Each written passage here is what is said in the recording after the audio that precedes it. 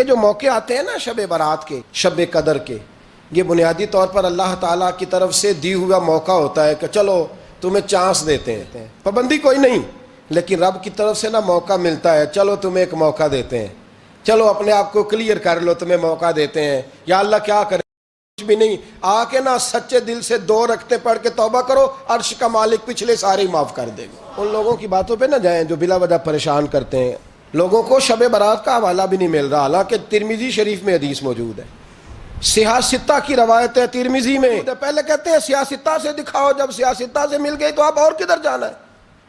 اور ابن ماجہ میں موجود ہے مولا علی کی روایت، اور ذرا ترتیب دیکھیے گا، یہ ترمذی کی حدیث ہے، اور امام ترمذی نے تو پورا باب باندھا ہے 15ویں شعبان پر، پورا باب۔ اب تمہاری مرضی ہے اگر تم نئی بات کو سمجھنا چاہتے، لیکن میں نے پہلے بھی کہا تھا، پھر کہتا ہوں، اگر ہمیں کوئی شخص کہتا ہے کہ شب برات کو اٹھ کے نفل نہ پڑھو، تو بھائی نفل ہم نے پڑھنے اللہ کی رضا کے لیے، ہمیں کسی بندے سے ڈگری لینے کی ضرورت نہیں، نہ تو ہمارے اور رب کے درمیان معاذ اللہ کوئی وسیلہ ہے کہ تو کہے گا تو پڑھیں گے، جب دل کرے گا پڑھیں گے، اور جتنے دل کرے گا پڑھیں گے۔ ہم تو نفل کہہ رہے ہیں اس کو، ہم نے کب کہا ہے ضروری ہے جو عشاء پڑھ کے سو جائے فجر تک سویا رہے، ہم اس کو گناہ گار نہیں کہہ رہے، لیکن یہ ضرور کہیں گے کہ گولڈن چانس مس کر دیا اس نے چانس مس کیا ہے، یہ تو اللہ کی رحمت کا موقع تھا۔ حضرت سیدہ عائشہ صدیقہ رضی اللہ تعالی عنہا ارشاد فرماتی ہیں کہ شعبان کی 15ویں رات تھی، یعنی شب برات کی رات، فرماتی ہیں شعبان کی 15ویں رات تھی، میں نے اچانک نظر ڈالی تو حضور میرے بستر میں تھے، پھر میری نظر پڑی تو حضور نہیں تھے، میرے دل میں گمان آیا، خیال آیا کہ شاید کسی اور زوجہ کی طرف حضور کا میلان تباہ ہو گیا ہو، وہاں تشریف لے گئے ہوں۔ فرماتی میں اٹھی باہر گئی تو نبی کریم علیہ السلام جنت البقیع میں تھے، قریب ایک جگہ پہ حضور دعائیں مانگ رہے تھے۔ فرماتے میں گیا تو حضور فرمانے لگے، ابو بکر کی بیٹی تو نے کیا گمان کیا کہ اللہ کا رسول تیری حق تلفی کرے گا؟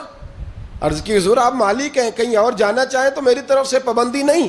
کہتی ہے وہاں کھڑے کھڑے میرے رسول کریم نے بیان فرمایا، یہ ترمذی کے لفظ ہیں، حضور نے فرمایا عائشہ یہ شعبان کی 15ویں رات ہے، مدینے میں سب سے زیادہ بکریاں بنو کلب کا قبیلہ پالتا تھا، فرمایا آج کی رات بنو کلب کے قبیلے کی بکریوں کی تعداد کے مطابق اللہ میری امت کے لوگوں کی بخشی فرما دے گا۔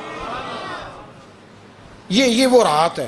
جناب عائشہ صدیقہ رضی اللہ تعالی عنہ نے بات رات کو سنی تنہائی میں، نبی پاک سے رات کو تنہائی میں حضور سے سنی، سویرے جناب عائشہ نے کل امت کو بتائی۔ اگر یہ بات اہمیت والی نہ ہوتی تو بی بی صاحبہ آگے روایت کرتی، یہ کتابوں میں آتی، یہ لوگوں کو بتاتی۔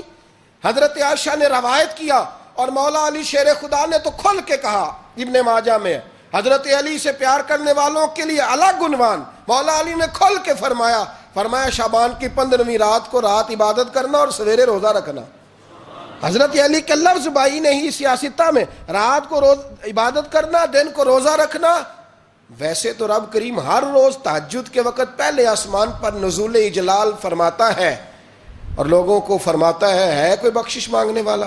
کیا انداز ہے مولا علی شیر خدا حدیث روایت کرتے ہیں، رنگ کیا ہے؟ فرمایا باقی راتوں میں نا تھوڑا سا پیکج ہوتا ہے، تھوڑا سا آخری حصے میں رات کے شب برات کو نا رات چڑھتے ہی اللہ پہلے آسمان پر جو اس کی شان کے لائق ہے نزول اجلال فرماتا ہے، اور پہلا جملہ یہ فرماتا ہے کوئی معافی مانگنے والا؟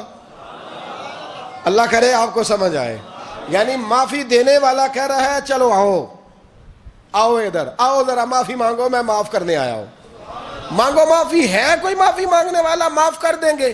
اور آپ فرماتے ہیں ہے کوئی رزق مانگنے والا؟ وہ جو بڑی درخواستیں دیتے پھرتے ہیں نا مختلف اداروں میں، وہ ایک درخواست نا شب برات والی رات بھی دے۔ اور میں نہیں کہہ رہا، مولا علی شیر خدا فرما رہے ہیں، اور وہ خود نہیں فرما رہے، وہ نبی پاک کا فرمان نقل کر رہے ہیں، اور وہ رسول اللہ صلی اللہ علیہ وسلم کی بات نہیں بیان کر رہے، وہ کہتے ہیں رب فرماتا ہے کوئی روزی مانگنے والا؟ سارے سیٹھوں نوابوں جاگیرداروں کے پاس جا جا کے تھک گئے ہو، ایک دن میرے کہنے پر، ایک رات، ایک دیہڑی ذرا شب برات والی لگا کے تو دیکھو۔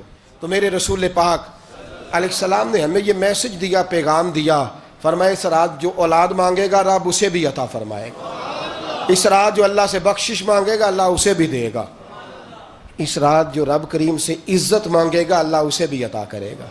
شارحین نے لکھا اس رات جو رب سے پردہ پوشی مانگے گا اللہ اسے پردہ پوشی بھی عطا کرے. جو جنت کا سوالی ہوگا رب اپنے فضل سے عطا فرمائے. کوشش فرمائیں, کوشش فرمائیں. 10 محرم کو ہمارے ہاں لوگ جاتے ہیں قبرستان, وہ کسی حدیث سے ثابت نہیں, میں منع نہیں کر رہا, جائیں 9 محرم کو جائیں, 10 کو جائیں, 11 کو جائیں, 8 کو جائیں, سفر میں جائیں, ربیع الاول میں جائیں, قبرستان میں جب بھی جائیں, منع نہیں ہے. لیکن شب برات والی رات تو خود رسول کریم گئے ہیں نا قبرستان. اب جو بات میں نے سمجھانی ہے اس کو سمجھیں. نبی پاک کی والدہ کا مزار نہیں ہے وہاں جنت البقیع میں. حضور کے کو بھائی بہن, حضور کیا کرنے گئے؟ امت کی بخشش کے لیے گئے. شب برات کی رات لالچی نہ بنے کہ صرف میں نے اپنے لیے روزی مانگنی ہے, کل امت کے لیے مانگے رب کریم سے. مانگے اپنے بھائی کے لیے, مانگے اپنی بہن کے لیے, مانگے اپنے بیٹے کے لیے, مانگے اپنی بیٹی کے لیے, مانگے اللہ کریم سے. یہ مانگنے کی رات ہے. پچھلی راتی رحمت رب دی کرے بلند آوازہ, بخشش منگن واریاں کارن کھلا جے دروازہ. آئیں اللہ کی بارگاہ میں اس رات کو کھل کے دعا مانگیں.